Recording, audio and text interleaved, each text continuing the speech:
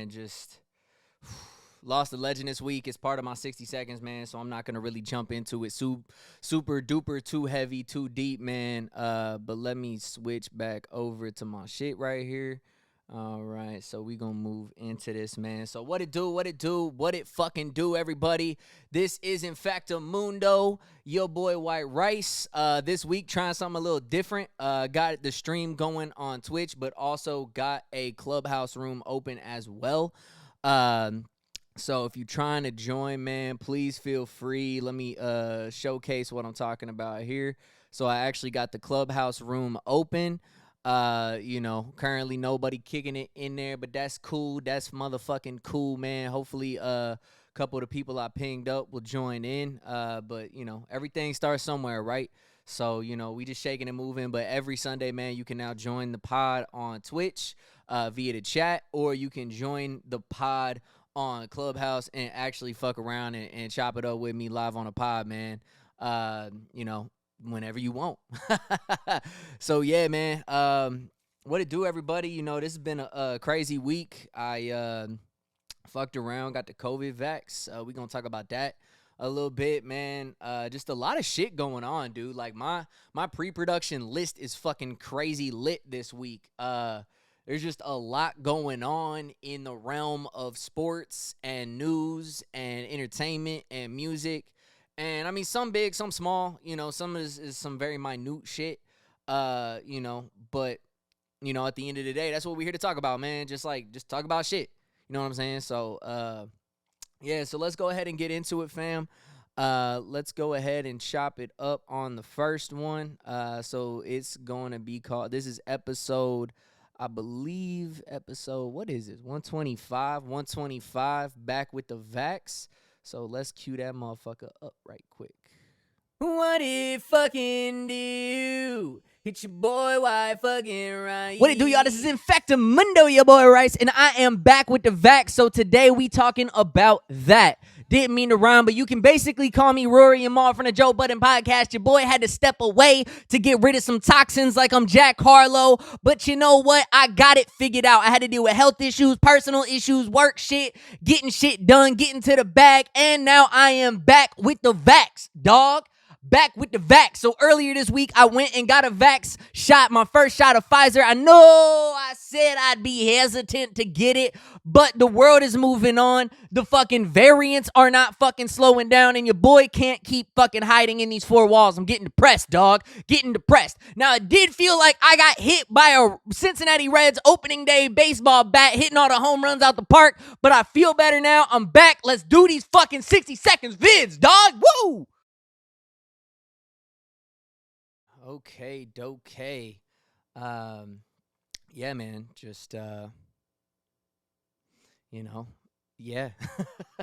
Not a whole lot to say there, man, except, one, my voice was very high-pitched. That I don't know why when I recorded that motherfucker, my voice was so high.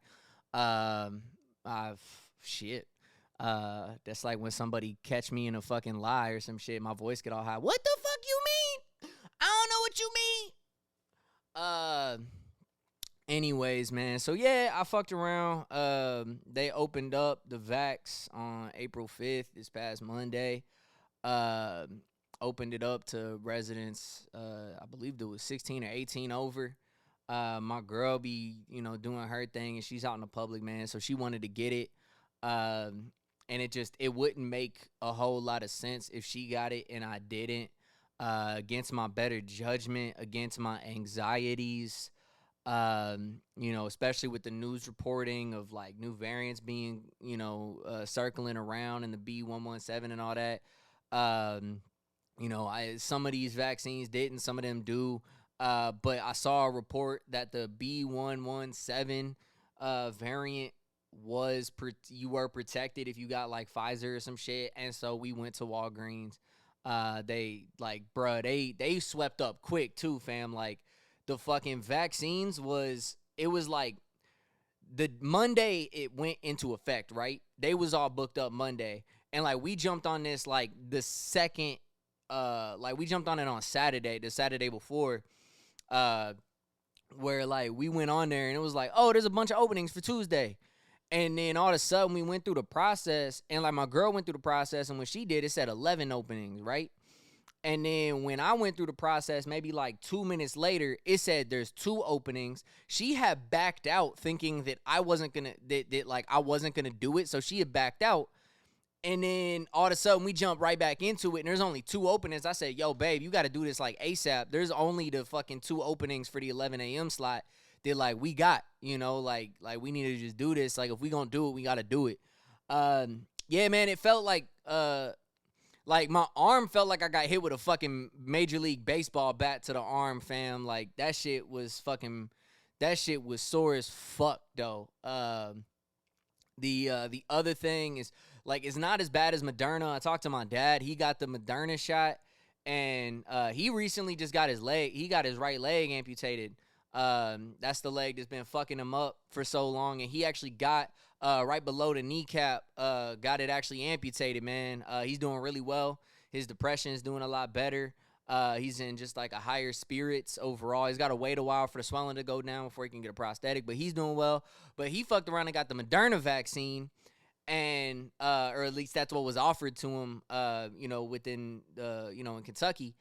And so he fucking got it, and I guess at some point he, like a day or two later, he was telling me like he was so weak and so tired from the vaccine that like he couldn't use his like walker to stay upright, and he wound up like just falling down.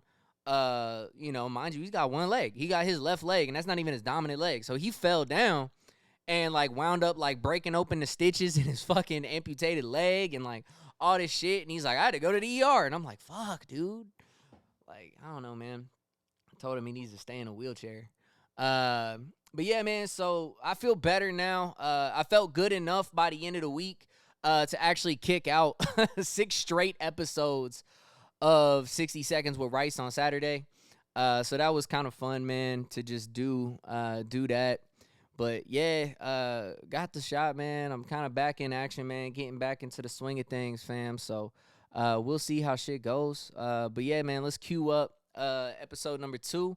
The Nets are cut. Let's go ahead and cue this motherfucker up right quick. And what it fucking do? Hit your boy, why fucking right? What it do, y'all? This is in fact your boy Rice, and on today's episode of 60 Seconds, we talking about the NCAA March Madness men and women's tournaments results. So, one of the most exciting things of the year that I like to tune into. Man, it was just great to see him start with the women's, man. First and foremost, ratings were down for the men's and up for the women's. So there we go. The trend is moving in the direction of women's basketball and women's sports growing continuously. Let's keep pushing that movement. Shout out to Stanford for ending a 29-year drought and winning the chip. But also kudos to Arizona, man. They did what no one thought they could do, including the NCAA, because they left them out the promo video. With Gonzaga, man, they were working on, in the men's side, they were working on a perfect season. Looked like the most dominant team in recent memory. But Baylor, man, just came out and thrashed them after Gonzaga had to leave it all on the court during UCLA in the previous game, man. So shout out to Baylor, man. First chip ever. Alrighty. So yeah, man, the tournament wrapped up. Obviously we all are aware of the, spoke on it earlier in 60 Seconds with Rice about the inequities between the men and the women's basketball tournament. I don't know what the direct correlation was to the ratings drop, in the men's and the rise in the women's. If that had any correlation to it, drawing a little bit more attention to the women's tournament. I believe the new TV deal has something to do with it. I noticed that there were a lot more women's tournament games just available in primetime locations on primetime networks. So I think that's really dope, man. But again, shout out to Stanford and to Baylor for both winning the chips. And then shout out to Arizona and Gonzaga for, making it that far. Great game. It was pretty dope. Yeah, man. So let's shake and bake. I'm trying to make this as quick as possible, man, because I kind of want to I'm really trying to, get my shit correct, man. Get my shit correct. So this next one, bit of a more obscene title, but I love it because this is my shit. no pun intended. This one is called Butt Plugs and Irony. So let's cue this motherfucker. What it fucking do? Hit your boy, why fucking right? What it do, y'all? This is in fact your boy Rice, and on today's episode of 60 Seconds, we are talking about the irony in Mitch McConnell and the rest of the GOP lawmakers having a fucking field day telling businesses to stay the fuck out of politics. So let's talk about it, okay? Let's talk about the irony. So SB 202 in Georgia is the voter suppression bill that got signed into law at fucking warp speed to restrict voting rights, and they tried to say it's expanding. You know, that's like saying you stick a butt plug up your asshole to expand your asshole when in all reality, a doctor just stitched it shut.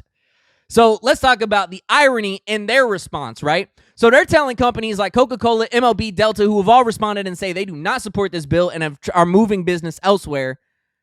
They've said, stay the fuck out of politics. But then Mitch McConnell had to circle back around less than 24 hours later and say, no, actually, you got to play some politics. It's just with your money, but not with your political opinions. The irony in telling businesses to stay out, but you still want their money. Yeah, man. So, you know, and I think, I kind of missed the point in that one too, in saying like the irony of saying you want their support, but don't want their feedback on the policy that they're paying to put you in position to create, right? So like, these are corporations that are paying millions of dollars to Democrats, Republicans, independents, it doesn't matter, but they put money to back a political party or a political candidate that will pass policies, hopefully to benefit themselves, their employees, and the community that company serves. So it's really interesting to me. Any politician, Mitch McConnell just happens to be the loudest voice in the room, but it's really interesting to me when you're like, when somebody who's donated millions of dollars, somebody like a Mitch McConnell who was second only to David Perdue in the 2020 Congress cycle of donations from corporate PACs. He got over 4.3 million or some bullshit from it, corporate PACs. And he's going to sit here and say, yo, you got no place in politics except for your money. Think about it this way.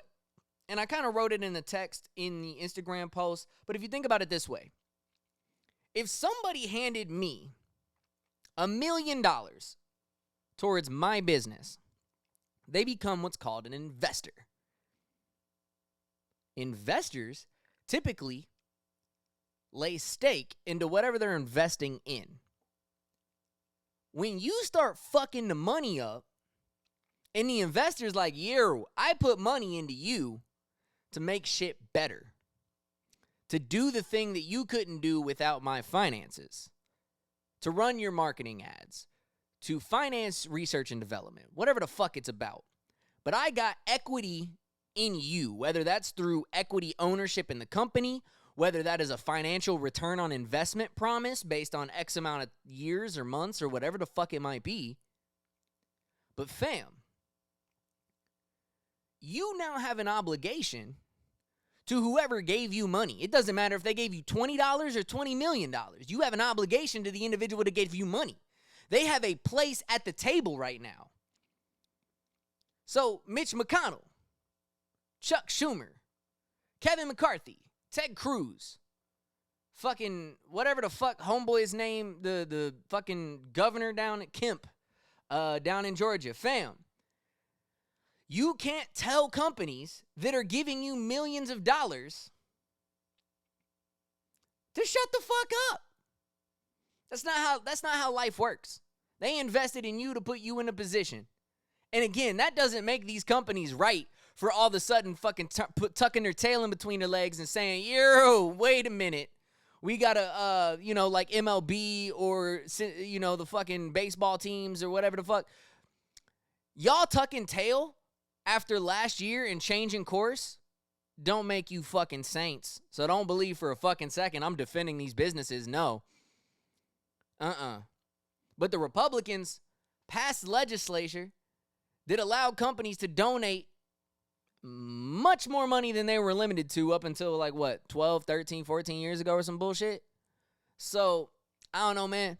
Don't tell me I got zero voice on the table when my money's on the table that got you in the position that you in, fam.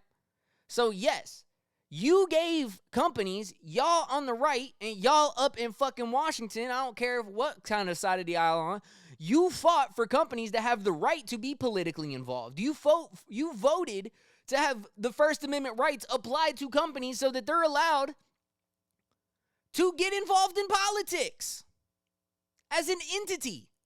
You did that. So don't backtrack when these companies say, y'all going some steps too far, fam.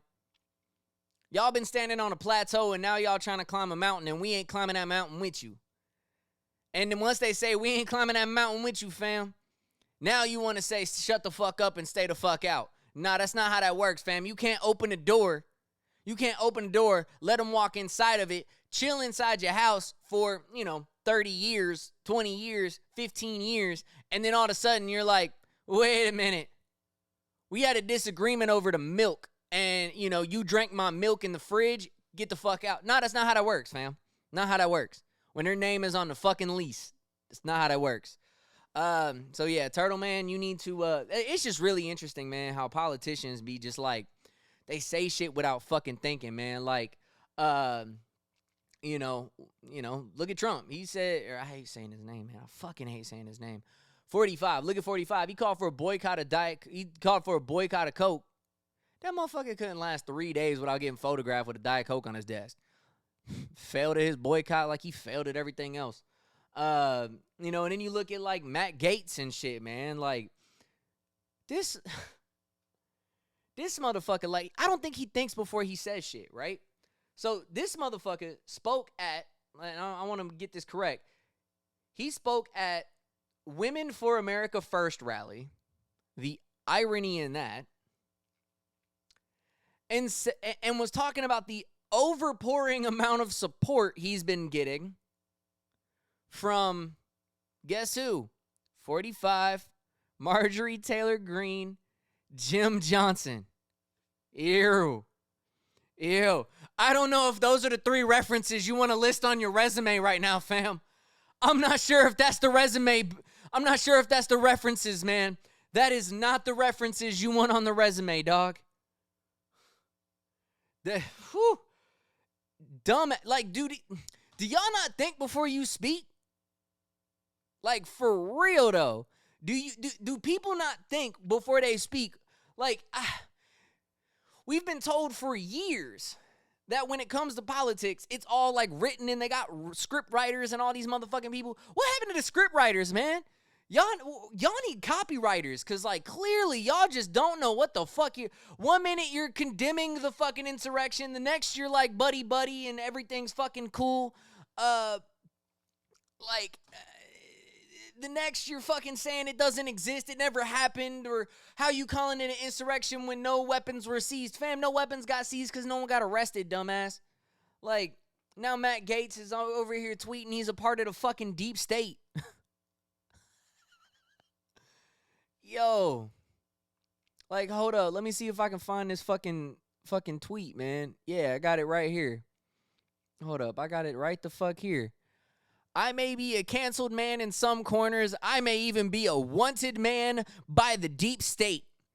But I hear the millions of Americans who feel forgotten, canceled, ignored, marginalized, and targeted. I draw confidence knowing the silent majority is growing louder every day.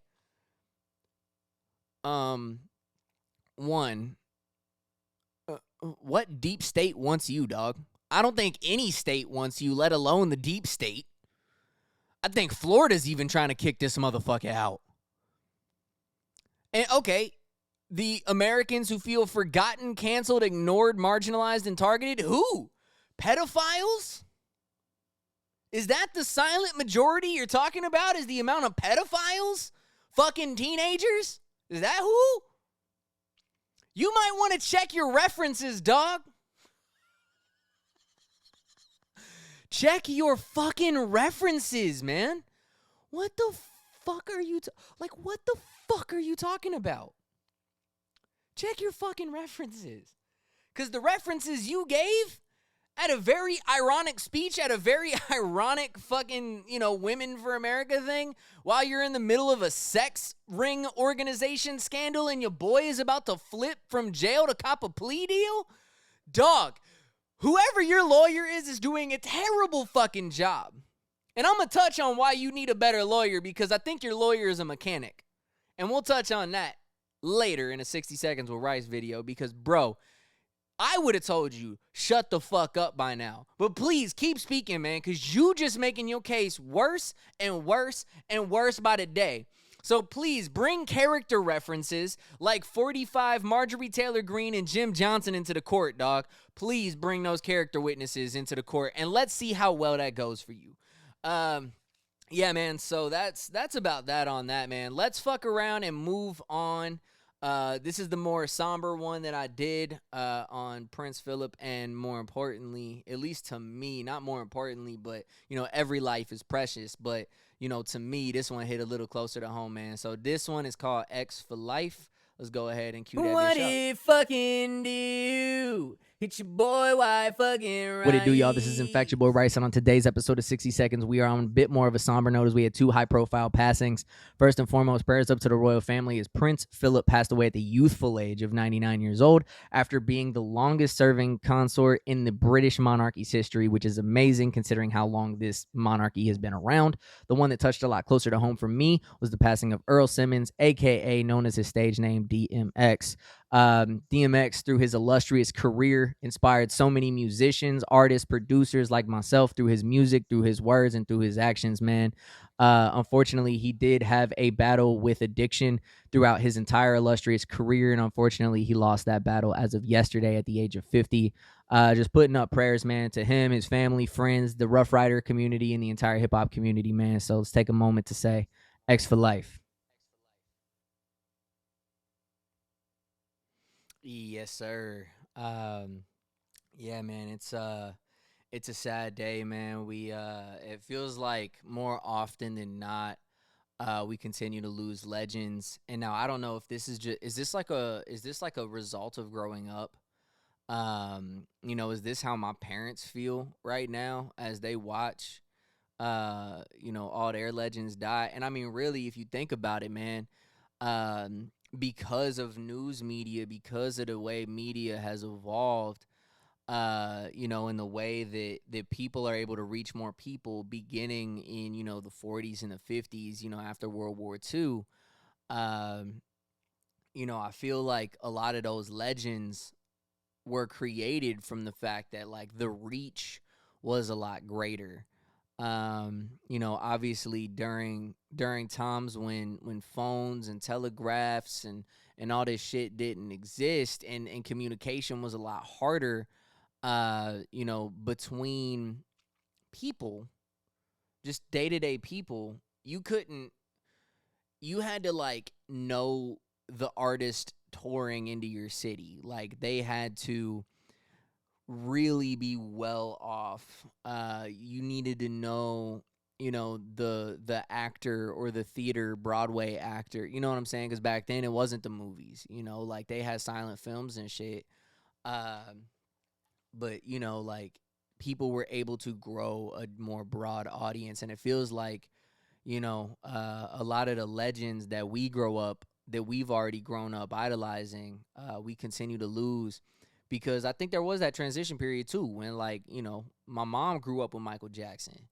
And then I ended up growing up with Michael Jackson. And so losing it was like a collective, like, we both lost an icon, and that continues to happen with a lot of artists, a lot of actors, a lot of people in prominent positions, where you're just like, damn, it feels like every other week, man, somebody's dying.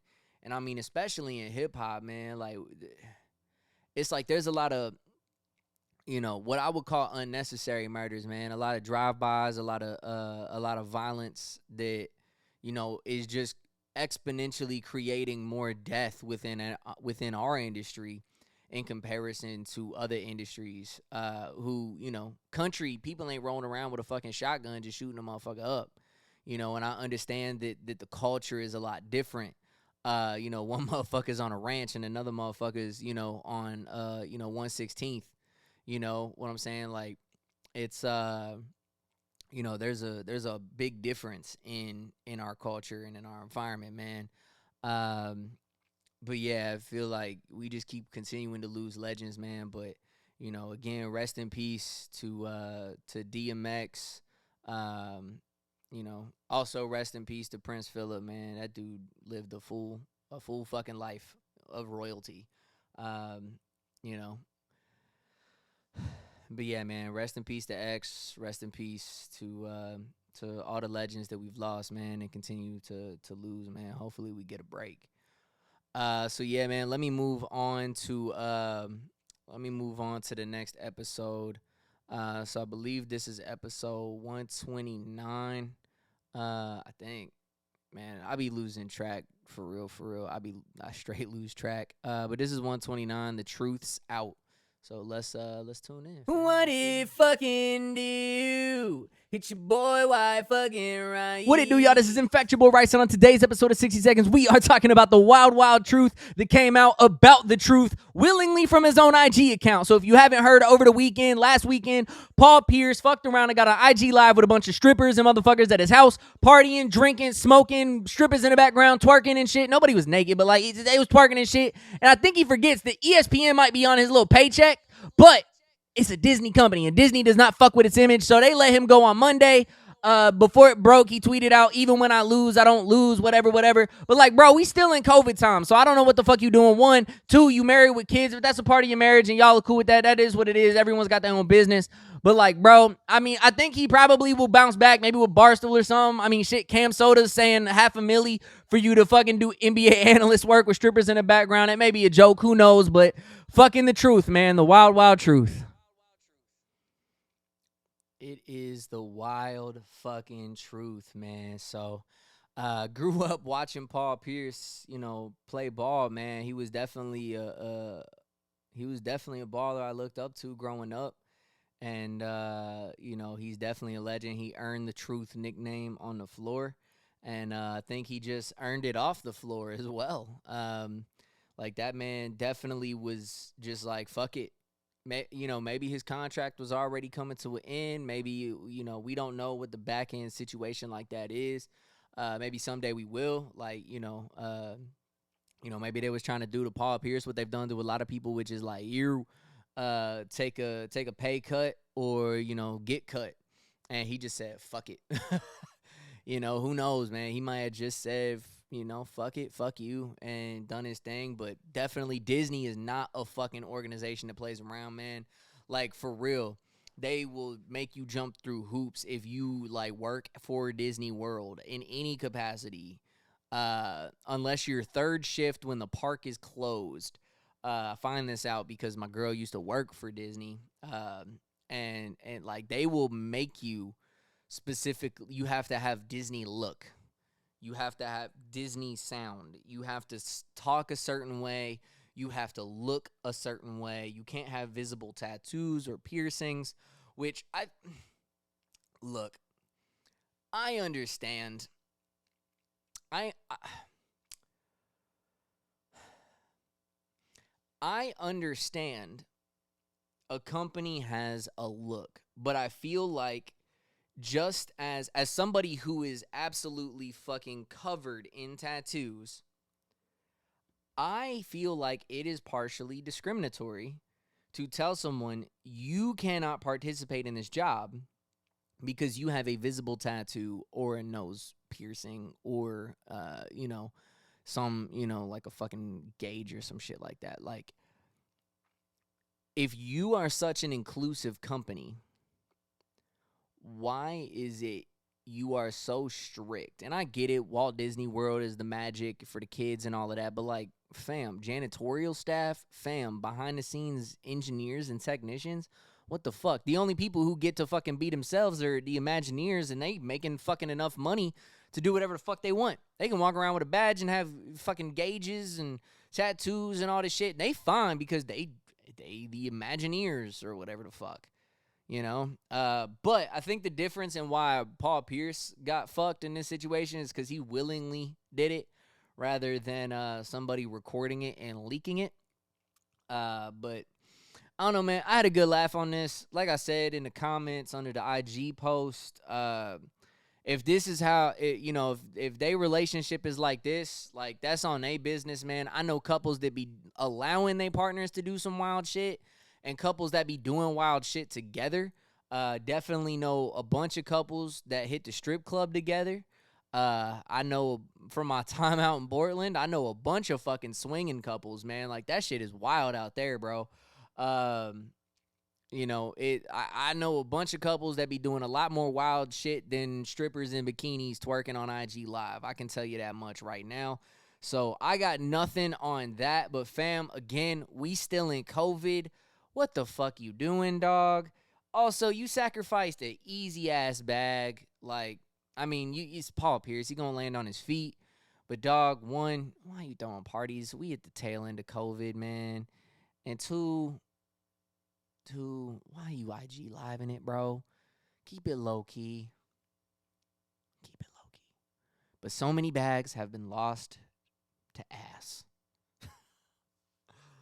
He should also check his references. Yeah, man, so let's move on.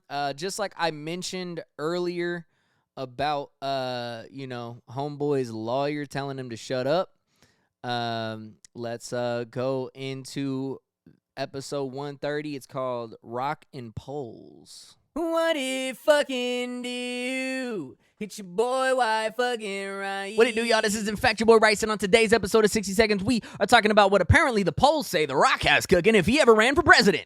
So he posted on his socials the other day a screenshot of an article that said 46% of Americans polled said that they would support The Rock running for president. Now, again, I don't know his policies, I don't know anything, whatever, it doesn't matter. My question then becomes, and like, I also have this thing about polls, like, who the fuck are you talking to? Like, how many people are you talking to? We don't know if they talked to 100 people and 46 said yes. My thing, though, is what's Americans' penchant for thinking, like, I'm a fan of somebody in music, sports, entertainment, or, reality TV, and thinking you have what it takes to run our entire country about something you don't study. Politics is something you study and a career field you go into. So, like, I compare it to, like, you don't hire a lawyer to be your mechanic. You don't hire a mechanic to represent you in a court of law. It usually doesn't work well. We just saw how 4 years went, and it ended in an insurrection. So, like, I don't know. Okay, so real quick on that one, man. Again, I don't give a fuck if The Rock wants to run. I don't give a fuck, like, about any of that. It just blows my mind that we're, like, in an era where we're like, you're a movie star. I like you in Rampage fighting a giant gorilla. I liked you in Fast and Furious with fucking Jason Statham going crazy. I liked you when you gave people the people's elbow. You know what I'm saying? I don't know, man. Like, that shit don't make no sense to me. It really don't. Like, what you doing, dog? Like, what are you doing? And it's not, it's people who, I mean, we saw what happened last time, man. Like, people voted based on a name, not based on policy or morals or, the aptitude to actually do the fucking job. We're talking about the most coveted and illustrious chair sitting inside the Oval Office as the president of the United States of America. And we're just tossing it to the person we like the most, the name that we recognize the most, a fucking football coach or a fucking reality TV star, movie stars, rappers, like fucking country singers. It don't fucking matter. Like, politics is a game that you have to learn, that you study, that you have to understand, that you have to work through the mental and physical processes of understanding how politics themselves work. Politics is a fucking career field, dog. It's a fucking career, and we're treating fucking office like it's a fucking joke. Like we're casting for a movie. No, we're not casting for a movie. We saw how well trying to give somebody who's got a fucking entertainment ego the fucking keys to the kingdom. That shit don't fly. I'm not taking anything away from The Rock. I don't know if he'd be good or not. He seems like a relatively well-articulated individual. I don't know his fucking background when it comes to his knowledge or involvement within politics. I don't know his aptitude for stepping into a leadership role outside of the entertainment industry. I'm not here to judge him on that. I'm here to judge the American people on why 46% of whoever the fuck they asked said, yeah, I'd see the people's elbow. I want to see him give the people's elbow to North Korea. Fam, can't people elbow North Korea? Can't people elbow China? You can't people elbow Russia? Come on, man. Come on.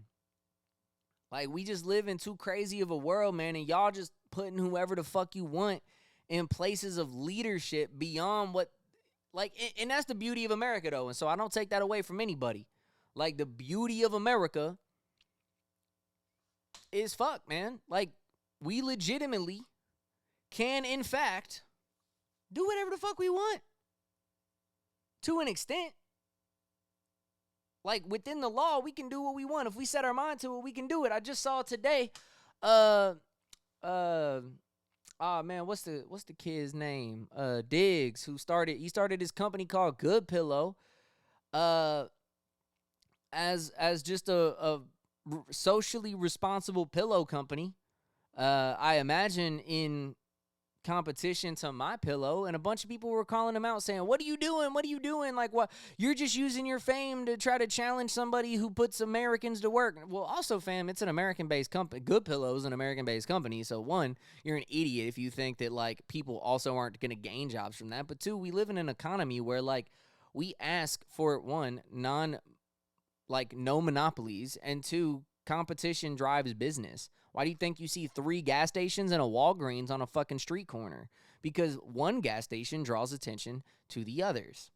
That's why you see CVS. You'll see 2 gas stations, a CVS and a Walgreens, because the CVS draws attention to Walgreens. The Walgreens draws attention to CVS. The Shell station draws attention to the fucking Speedway. That's how America works. Like, if you think My Pillow's the only fucking pillow company in the world, you may want to do a Google search or just walk into your local Target or Walmart. Idiots. But, like, people can do it. People can do whatever the fuck they want. This kid has no idea about fucking what makes a good pillow. He's a gun rights activist after being a survivor of gun violence. You know? So, no, I don't take it away from people that after you get done coaching or after you get done acting or whatever the fuck, that you want to move into politics. That's fine. But we're talking about the president of the United States. So, shit got to change, man. Shit got to change. All right. So, Sunday's exclusive take. Let's jump into a sports take real quick. Excited to do this one. So, yeah, let's do it. What it fucking do? Hit your boy, why fucking right? All right. So, today, man, what I want to talk about, man, is the Cincinnati Reds' hot fucking start, okay? So, I grew up in Cincinnati, and Cincinnati is perpetually known for having terrible fucking teams. Apparently, we were good up until I was born, and ever fucking since. The Bengals, the Reds, the Bearcats, fucking everybody has gone down the fuck hill. Until this year, surprisingly, the Reds have come out, and they, I believe, now are second in the NL after taking an L to the Arizona Diamondbacks. But they're second in the National League. They're leading the fucking National League in runs scored and have set records not seen since 1900. When it comes to runs scored, the offense is looking crazy. The defense is looking good. Like, I'm kind of excited about baseball. Thank you, T-Mobile, for my free fucking MLB TV subscription. Holy shit. Yeah, so that was my Sunday take, man. Just really excited about fucking Reds baseball, man. Like, we're never good. I mean, even if this is a blip in the bubble, man, like, you know, a blip on the radar. Really excited about, seeing my Reds, like, you know, do some shit, man. So, yeah, this will be a fabulous time for me to take a 2-second break to go grab a water. So while I do that, So let's stick it with sports real quick. Gonna run through some shit, man, in the last, um however long we end up fucking doing this for. Cause at this point, like I don't know if I'm really sticking to the 60 minutes with Rice ordeal. Um if I'm gonna just keep the name, expand that out, or what, for branding purposes. But who knows, man? Each week we'll see it day by day, week by week. Uh, yeah. So let's stay with sports, man. So we just talked about baseball. Let's do a little football. Um, I find it interesting again. So like I am from Ohio, so Ohio State is a team that I definitely follow very closely. QB Justin Fields, for some reason his draft stock is falling, even though he played dominant in one of the most like difficult um, conferences in NCAA, inside the Power Five. The Big Ten over the last couple of years has been, uh, you know, I wouldn't say they're up there with the SEC, but I'd say outside of Clemson and the ACC, the Big Ten is the best overall conference that we've seen next to the SEC, at least from the Power Five. For some reason, his draft stock is falling, and people are trying to call out like character issues and forcing the throw and shit like that. And I definitely get the forcing the throw. If you watch I think it was the Penn State or the Indiana game. I think it was Indiana. From this past season, he threw like 3 picks, just forcing it. But before then, this motherfucker had more touchdowns than completions, like, or the incompletions. Like, he was solid, and he stayed solid. And this motherfucker just ran a 4.4 unofficial 40. He's going to be 4.3 probably by the time his second pro day rolls around. But people keep trying to say, like, oh, he got, he got behavioral shit that, like, people are calling into questions. Fam, Mac Jones is saying is projected number 3 now, and this motherfucker got 2 DUIs. What the fuck you mean? I don't know, man. Let that motherfucker fall to a team that got fucking players in the middle of the first round. Let him fall to a team that don't really need a quarterback, but they fuck around and take him anyways because they got like a middle of the road 15 to 20 quarterback in the league. Man, let Justin Fields go to a fucking team that ain't fucking the Jets. Please. Please let him go to the Jets. Actually, if he went to the Giants too, he could probably, if 49ers took him, I feel like he'd get some good movement out there. But I find that just really fucking funny, man. And again, it got talked about, and thank you, Stephen A, for always fucking pointing this shit out, man. Because it's true as fuck, and I'm glad I'm not the only one seeing it, and I know there's so many people out here seeing it.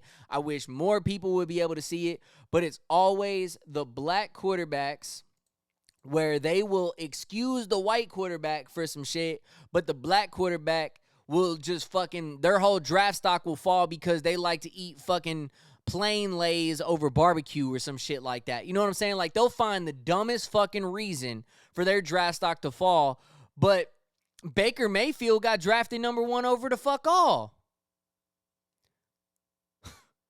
You can't tell me Baker Mayfield get drafted first overall with the way he was acting, and his skill set spoke for itself. And I would say Justin Fields has a better skill set, a better build, a better fucking throwing arm. I'd say he has better intangibles, man. And he fits today's game. I don't know, man. You might call it, Buckeye bias, but I think it's bullshit. Tiger Woods came out more details that he was doing anywhere between like 75 to 85 on his downhill. Apparently, they're saying he may have mistaken the gas pedal for the brake pedal when he went to hit the brakes as his car was speeding up, because there was no indication that the brakes got pressed. And they said even if he depressed the brakes a little bit, it would have gave him more control of the car, allowing him not to hit the median, jump over, hit a tree at 75 miles an hour. So that shit's just crazy, man. But thank God, Tiger survived that crash, because as we have come to see, A lot of people don't, man. The last thing that I got in sports for this week is Draymond Green got ripped by Megan Rapinoe from the United States women's national team for the soccer. I said the soccer like I'm fucking 50 talking about Facebook. Sorry, guys. She ripped him by saying like, yo, your comments are fucking crazy, because he essentially, okay, so breaking it down, I don't have it pulled up on my screen right now, but breaking it down, essentially what Draymond was saying was like, you got to speak up, and you got to, fight for equal pay, and you got to really try to get your stories out there, because that's how the NBA did it. Because, like, the NBA wasn't making money like it is right now until, like, the NBA started marketing individual stories of individual players and really getting people kind of invested into the people, and they got them invested into the game, and that rose the value of everything, and now we getting paid millions of dollars, and that's cool. And so, like, in a weird, convoluted way, I understood what Draymond was trying to say, but like, and I mean, she said it herself, like, fam, you think we haven't been doing that? Like, you think we haven't tried to do that? There's just stigmas out here, and, people like you telling us try harder doesn't fly. And now he responded and say, did not mean for you to get, did not mean for it to get misconstrued. Like, I'm on your side. I'm sorry it came across that way. So, like, I think Draymond is on the right side. He just voiced himself very, he just didn't voice himself very well, for real.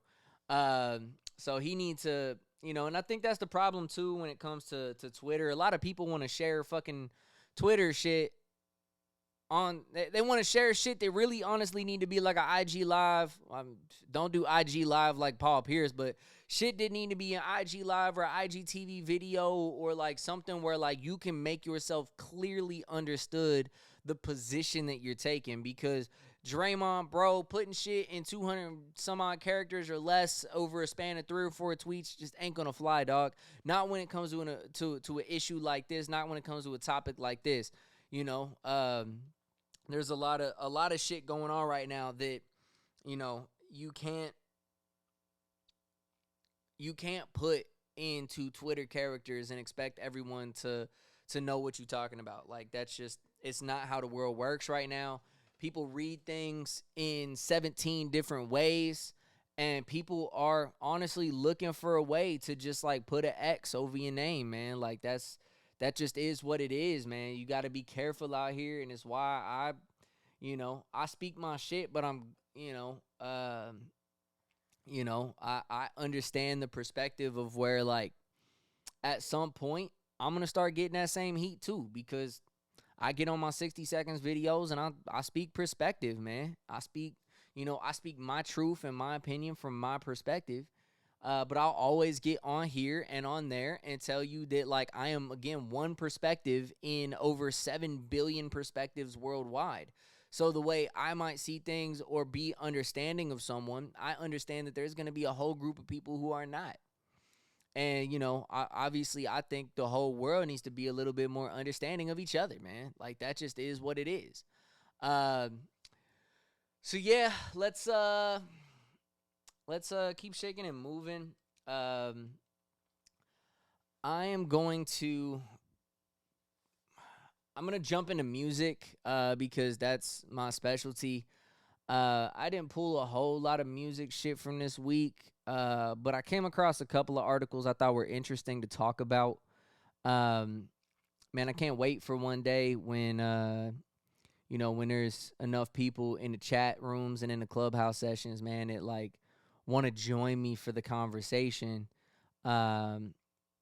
Because, man, this is just going to be, I think this will be a really fun and interesting way to like keep this growing, man. Like, because I do want this to be a community, fam. Like, I think making this, because again, I want this to be a perspective thing, man. Like, I want to hear the other perspectives and have the conversations with people to just kind of expand on the topics from the week and the rest of the topics, that we got at the end. But yeah, let's jump into music, man. So first and foremost, like this really isn't news, but it's at the top of my list because of just how things went. Uh, Megan Thee Stallion and Young Miami were Twitter flirting. I think it was Meg who said like, I didn't have the courage to tell you in person, but like I want you." And then they kind of went back and forth on this shit. It's not really news, but like I don't know, man. People just looking for the likes. People just looking for the retweets. People just looking for a way to, like we've seen too many rollouts, right? We see too many collabs where they like get into a fight. You know, it's the what's the Silk Sonic? They like get into a fight before the rollout. You know what I'm saying? But like it drew attention to both of them, and then it drew attention to Silk Sonic. I don't know if this is a rollout. I don't know if this is for real. Who knows? Or if it's a fucking big ass joke. Who knows? I don't know. I really don't care. Two hot ass women wanting each other. That's really not a shocker in today's world. Like, just putting that out there. It's not a shocker. Doesn't shock me.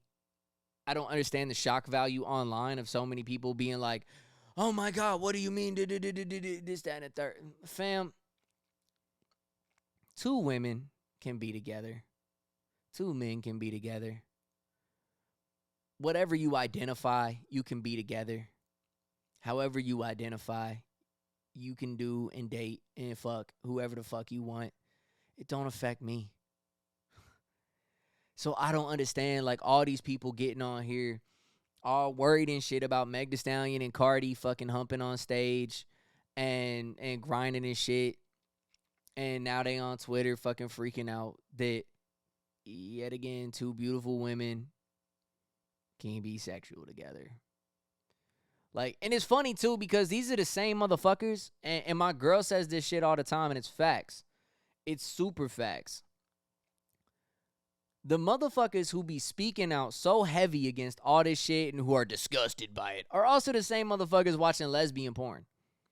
They're also the same motherfuckers who want and or watch threesome porn and want a threesome with their wife or their girlfriend or whatever, their partner, their husband. Doesn't matter what the fucking relationship is. People be wanting threesomes. People be wanting foursomes. People be wanting to watch lesbian porn and shit on Pornhub. So don't fucking sit here and act like you're all high and mighty while you're in your church office jerking off to lesbian porn. Stop it. Just stop it. You really need to check your references because trust me, your references are going to tell me and they're going to tell everyone you watch lesbian porn. So stop being upset about this shit. Let's see here. The next thing I got to get better with. I got to turn this mic. Like I try to make sure the Shure logo is showing because I'll fuck with Shure heavy. But I just got to make sure that the mic is on me. Fuck it. So Kid Cudi actually got on SNL. Your favorite sad rapper got on SNL last night and performed. He came out in for his second performance. He came out actually in a white dress. What I saw was that as a dedication to Kurt Cobain. I think that was dope. And this is nothing on Kid Cudi. This is on SNL itself. Outside of like two performances over the last... There was a country artist and one of the Jonas Brothers. And I can't remember who the fuck else. Somebody else got on a stage and did a really good... Like, the performance itself sounded and looked good. And for me, most importantly, sounded good. I don't give a fuck how it looks. I don't know why. I don't know who's running the audio for SNL, but please, can y'all get a fucking audio engineer? Can y'all speak with these artists at Soundcheck and let them know it doesn't sound good? Like, I've seen some of these people perform live. I know what they sound like live.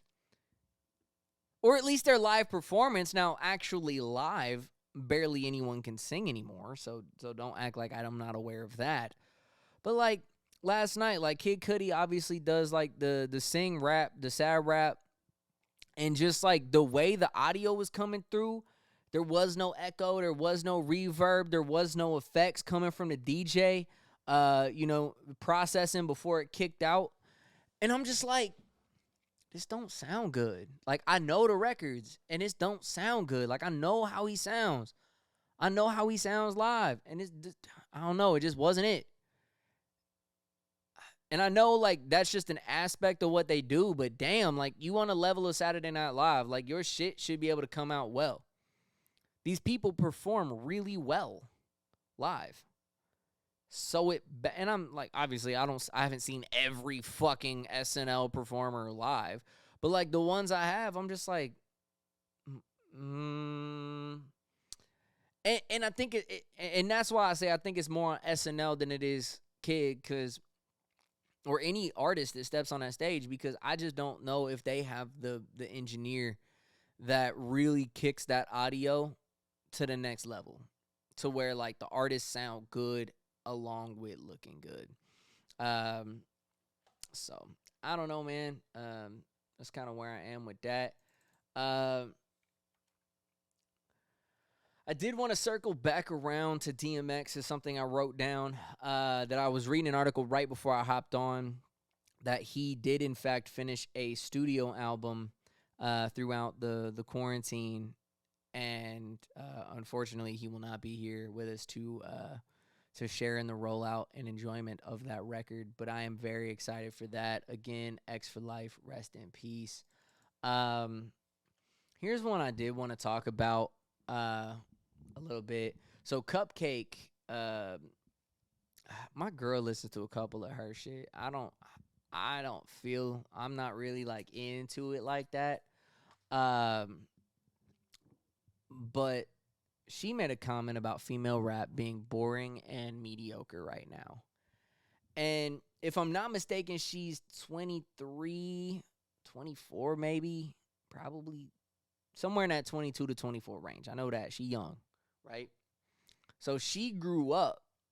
I think when she was coming up, like growing up, when she was in that influential stage, from that 7-year-old to, 15-year-old, she would have been what? She would have been born in 98. So, like, she would have hit that stride around 2005. So, you're talking about the female artists that from the late 90s, early 2000s, into, like, the early 2010s, right? That, like, these are the female hip-hop artists and rappers that she was growing up listening to. And so I can't lie when I say I fuck with today, like what the movement is today. I do. Like, I think what the movement is great. I think the success is amazing for what female rappers are doing. I think it's great. But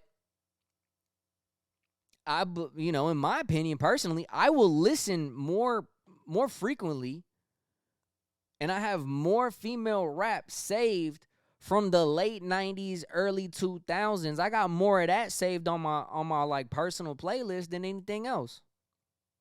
Like, at least from this day and age, like, I don't really be fucking with it in this day and age like that is. My girl really fucked, and a lot of people came at it saying like she's coming at Doja and Cardi and Meg, Sweetie, and a bunch of cats out here right now, City Girls, that she's coming at them. And she said, no, I will at your favorite rapper if I feel some type of way about them. I'm speaking in general on the whole plane of things in comparison. So like, again, I can be more understanding than other people. I can understand where people come from. But, y'all gotta stop making fucking tweets. I understand you want to tweet shit. Maybe this is all a fucking rollout. I swear everything's a fucking rollout. Anytime a DJ or somebody puts a fucking my top hip-hop artists of all time list bullshit, anytime they circle back around to anything that's going to cause fucking drama, guaranteed it's a fucking rollout. And I'm just sick of it, man. Like, can't people just say shit and do shit because they want to, not because it's a fucking rollout? No. The other thing, speaking of rollout, Soulja Boy, he signed with Virgin Music, which I guess is not to be confused with Virgin Records, the classic record label. Virgin Music is a subsidiary under Universal Music Group.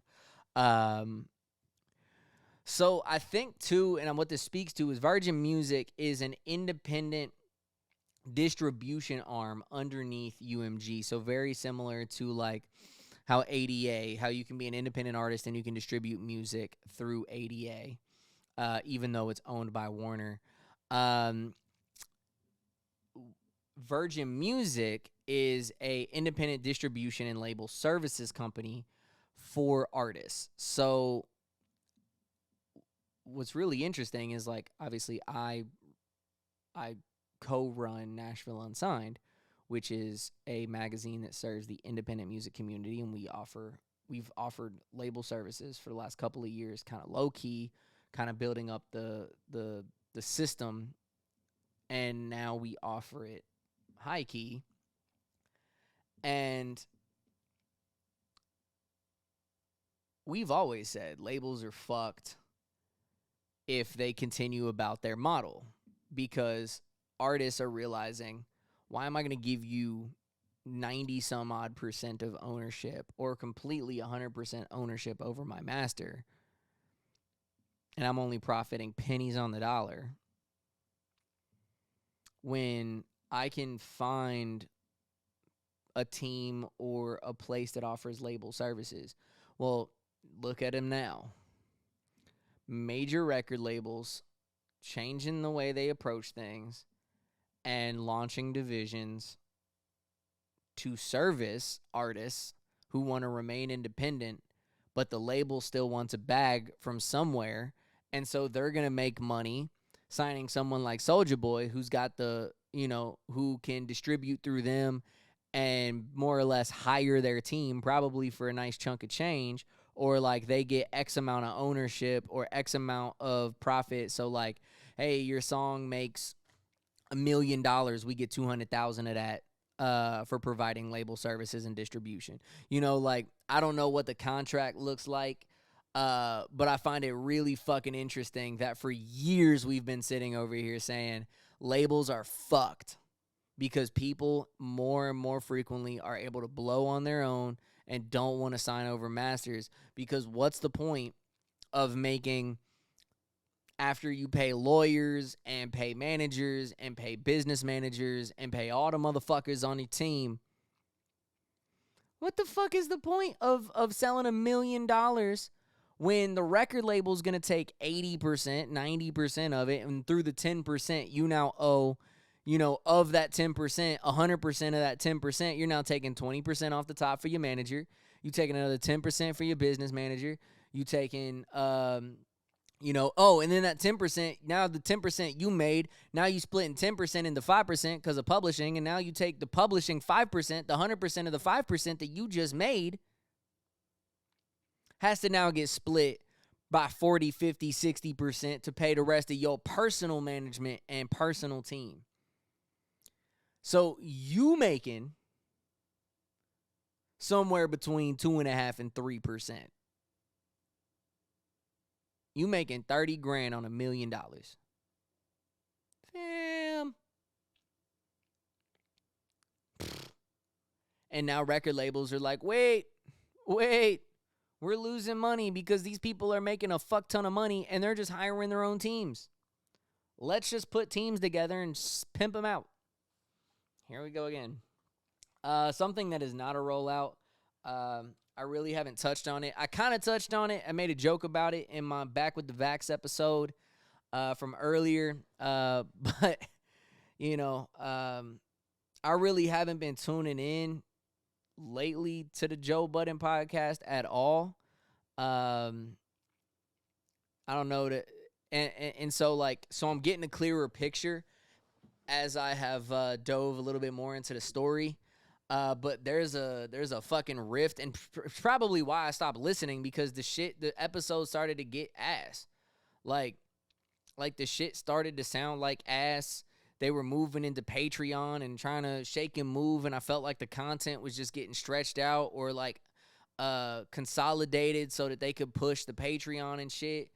And and I stopped listening to a point where like I opened up my Apple Podcast and I had like 10 unlistened episodes.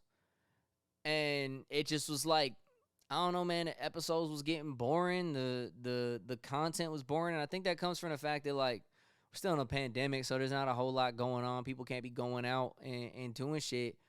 But I don't know, man. Apparently they was in like a whole rift behind the scenes about the direction of the pod, and potentially about him turning down the Spotify deal and fucking up the money that way. And I don't know. There's a whole lot of shit going around. So I'm not trying to like be too detailed about it, because like obviously a lot of this is hearsay bullshit. No one really knows what's up, except for the fact that Rory and Mal have pieced the fuck out, and Twitter and pretty much anywhere else is pissed the fuck off. Apparently they're on the back end. There was a rift between the two. And so Joe more or less Joe'd it and said, yo, take some time off from the pod, bro. Like, cool your head. I guess Rory made a comment like, he said something about like, I don't fight my friends or some shit. And he said, what makes you think we're friends? Because Rory kept joking about like, ew, let's go fight. Let's go, let's step outside. Let's put the, whatever. And he said, yo, take some time off. And then Maul said, yo, you can't tell this man just to take time off. Like, fuck that. So Maul boycotting as a part of, kind of just sticking up for Rory and sticking up for the fact that, like, yo, you literally told somebody to, like, not come into work for, like, 3 weeks. Like, that ain't going to fly. At least we know Maul is better at 45 than boycotting something, because fucking Maul has actually stepped aside. Because I see the Joe Budden shit trending on my timeline every fucking Wednesday and Saturday. That Ice and Ish just ain't it. And when the fuck is Maul coming back? And Maul be sending out tweets, and Rory be sending out tweets, and people, I don't know. It's a whole situation, man. I saw on Hip Hop DX, IG, people coming at Joe Budden's fucking barber trying to get info, and he's like, I'm just like, fam, why y'all like, I get it. Like, when you invested into something, when you invested into a show, like, you invested in it, right? But why you this invested that you pulling up to get your hair cut by this man's barber and you asking about the pod? Like, I don't know, man. I don't know. I really stopped listening. I stopped tuning in, man. It really hasn't done much for me. On, like, I used to tune in because, like, they actually would be talking about, like, things happening in the culture, things happening in the music scene, actually be talking about music, and they really haven't been doing a whole lot of that. Even before the pandemic, it started slipping, man, and I'm just at a point where it's just like, also, your episodes are 3 to fuck hours long, fam. Like, stop it. In a 24-hour day, I don't have 3 fucking hours to dedicate to your podcast. Even over a 3-day period in between you releasing podcasts, I don't have fucking 3 hours to dedicate. Stop that shit. But yeah, man, I say that as I have gone over time for like the 3rd week in a row. That's about it I have for the music shit, man. Let me see if there's anything that really matters. I already spoke on the Matt Gaetz shit, his nasty ass. Texas GOP chairman Alan West is calling for Texas to enact some fucking law that he totally misunderstood to secede from America and become their own, like, system, apparently. He doesn't have a great understanding of that law because that was in place at the time during the Civil War, and it was added into the Constitution that any legislation passed during the time that they were seceded from the United States is null and void. the thing that I believe he's referring to and other people have called him out for is the only thing you could do based on the current Texas Constitution is split Texas in up to 5 states. Texas has the ability to split into states. Now, I think that might be a grand idea.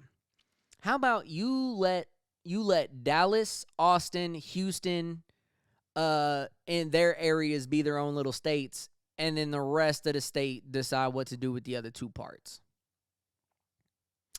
I don't know, because I think Austin and Dallas and Houston might have some shit figured out when it comes to if we get 2 senators per state, no matter the size of the state, split California into 3 states, and you're probably gonna get 2 senators. You're gonna get 4 senators to go Democrat, 2 to go Republican. You add Puerto Rico, you add to Washington D.C. And yeah, now we're looking at adding some stars to the flag. But someone will fucking come around and say we're disrespecting the flag by adding stars. Guarantee you, if it was ever a conversation to actually make Puerto Rico a state, make the District of Columbia a represented state, if California split or if Texas split into some shit, which Texas is never going to split because they know what the fucking deal is going to be, and they're going to draw the congressional maps to suit their benefit. But we already know how that's going to go, man. We already know how that's going to go. I thought it was funny. Kansas State Senate leader was arrested for a DUI. He drove on the wrong side of the highway and into traffic on the highway. And during his DUI arrest, called the cop a donut boy. I just find that fucking funny, man. I love finding the ironic posts from the right, from the left, from anybody in politics. I love finding the irony in a lot of shit. I love finding the butt plugs in the irony. I want to know. I want to check this guy's references. Because I guarantee you his references are going to tell me he's a Blue Lives Matter motherfucker. I'm going to tell you the references are going to tell me he was against the Black Lives Matter protests and shit like that and respect the cops and whoop-de-whoop and all this bullshit. But then probably this dude, same as always, as we've been seeing from the right, dog, is, soon as they got to run in with the cops is donut boys and fuck off and all the bullshit, man. And when it's the insurrection, they just believe it didn't happen. It didn't exist. No cops were injured or killed. And it's crazy. Man, so I'm trying to look into shit. I'm going to touch on some of this shit later in the week. So there was an ancient Egyptian city that actually got discovered that is 3,000 years old.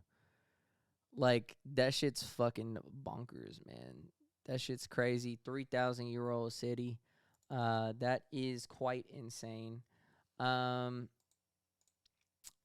excited to see. I love history, and I know that there's a dark history when it comes to Egypt. And so I personally don't overlook that. I know a lot of people overlook because pyramids and deserts and hieroglyphs and Yu-Gi-Oh! And all the shit, people tend to idolize the Egyptian culture without actually recalling how much darkness surrounded that culture, how much slavery and how much fuckery surrounded how those pyramids got built, how those sculptures got created. And so I do not forget that, but I still am very interested in the overall history of this planet itself. So I think finding a 3,000-year-old city with pottery and tools and things in there, that's really fucking cool. I'm going to talk about that later. So again, I kind of want to end the pods on like my theoretical questions or things where I can kind of touch on things that are a little bit outside the scope of reporting the news through 60 seconds. So this week's question, and I think this is going to be great. I think this segment is going to be great for Clubhouse. I think this is going to be a really great segment for Clubhouse. And I might try to come up with like a clever name for it or something. But what do y'all think might be like the thing? I don't know. Did y'all learn anything in middle or high school that's actually useful today in your life? Sit there and kind of reflect on that for a second. Has anything from middle or high school that you were taught by your curriculum, not by like a teacher who was dope and like pulled you aside or like told you some like personal advice or some shit, but like anything like in the curriculum you got taught that's like actually useful? Because I'd say most of the useful shit I learned came from elementary school. You know, how to read, how to write, how to do math. Not meth, math. I can't think of anything. There's not a single fucking thing I learned in middle or high school that provides me any value, which is really a conversation later when I have kids, if I'm even going to fucking send them to middle and high school. I really, really believe that I'm going to be successful, like really successful by the time my kids are old enough to do shit on their own. I really believe that. And I know it. I believe it in my soul that I'm going to be in a position when my kids go to middle school, they're like, my ass can put them in position to be successful by actually educating them in the shit that's actually going to be resourceful in life and educating them on my own. I think if my kids watch enough documentaries, they can learn more about shit. I learned more through documentaries today than I ever did in any fucking history class, right? Unless my kid is going to go fucking be a rocket scientist, I don't think they need to fucking study AP fucking geometry or AP fucking algorithmic bullshit, whatever the fuck. That shit don't apply to the real world. What they going to do with that when they go to college for communication and wind up working at Starbucks? What did anything in high school have to fucking do with 90% of the people who work in this fucking world? I'd say maybe even 98%. Because even then, if you're going to be a, say, history professor, you go to college to really get a deeper individual understanding of what you need to understand to be a fucking history professor. Like you study a specific art history or European history or Asian history or American history. You study a specific topic along with getting a major or a minor or however the fuck that works with normal colleges. Like, you get the value out of college, so I understand the fact that to get into college, you got to graduate high school. But really, more or less, I don't see the understanding of it, especially if you're going to pursue something that doesn't really require a degree. What I do right now requires 0 degree. It requires hard work and self-motivation to educate myself on a daily basis, to research topics, to research an understanding of what I'm trying to specialize in. Do you think setting up my audio setup, I just knew it? No, I had to educate myself on it. Like, I had to educate on how to, set up my cell phones so that it's sharing the screens. I had to learn how to set up the audio so that there's no feedback, that there's the mix minus coming through. Luckily, I've got a board that does automatic mix minus with my USB cell phone plug-in and Bluetooth technology, which is fucking great. It makes my life so much easier. But even before I got this, I had a regular mixing board, and I had to learn and teach myself how to do a mix minus, to be on a phone call and it not double back through the mixing board, kicking back to the video. That's education, self-education. I'm looking into a DJ controller right now just to fuck around with it because I want to learn it. Like, these are the things that, like, in my career field, I look at areas where, like, I can improve my writing as a journalist through Nashville Unsigned. You know, I really want to get into hosting podcasts and hosting interviews and doing more things as a host. And so, like, I've learned how to create episodes just like this. I had to learn how to set up my Switcher studio in order to kick out this fucking podcast on a visual side.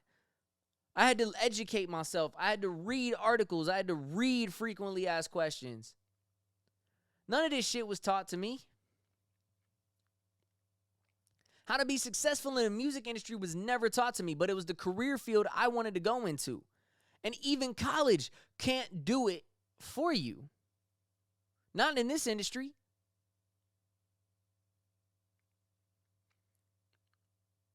If my kid says that if they want to go play basketball or play soccer or do some shit like that, you better motherfucking believe if I'm rich enough, I might even fuck around and move to Europe and have my kid go play in fucking pro leagues. ASAP, 13 years old, pro league. If they built for that, I'm fucking 5'9". My girl's tall too though, so like who knows? We could fuck around and have the recessive gene. Our kid could be 6'4". Or I gotta ask who the father is. I don't know. I'm kidding. Don't hold that against me. My girl would never, and I would never either. But yeah, man. I mean, that's just kind of where I stand on it. Like, I can't remember a fucking thing that's useful in my day-to-day life. They didn't teach me how to do taxes. They ain't teach me how to apply for a job. They ain't teach me how to build a resume. They ain't teach me how to do none of this shit. Not a fucking thing. Not a fucking thing. And that's kind of where I stand on that, because fuck them. I think the school system was originally built for factories, and that's it. The school system was built to get you into an understanding on how to operate inside of a factory environment. Wake up at 6 a.m, get ready, get to work by 7:30, work until fucking 3:30, 4 o'clock, get off, hop on the bus or your mode of transportation, get home, and do it all over again 5 days out of the week, Monday through Friday. Why do you think school's on Monday through Friday? Because not only is it a babysitting situation, but it's also designed to get you in the habit of being a factory worker, of being an industrialized fucking clone, to get used to waking up, getting ready, going to your fucking 7 o'clock, 8 o'clock, 9 o'clock to 3, 4, 5 o'clock at night and doing it all the fuck over again. They are training you from day fucking one. Day one. I would rather send my kid to I would rather build a fucking school that is open 7 days a week. Because if we're really going to be training our children for the next wave of shit, I barely know a fucking handful of people that work Monday through Friday.